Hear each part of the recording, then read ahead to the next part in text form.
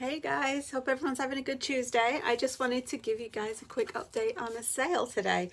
So you may remember I picked up this vintage Eatons Essay onion skin paper, typewriter paper, back in August. I listed this on August 21st and it sold today, and I paid $4 for this box of paper, and I sold this today for $38.95. So that was a great little flip. Never underestimate the value behind vintage papers, vintage pencils. Definitely, if you see it, looks great in the box. You know, if you see it at a sale, definitely give it a pick up if you can grab it for a couple of bucks. Just wanted to share that with you guys. Hope you're having a good day, and I will see you soon. Bye.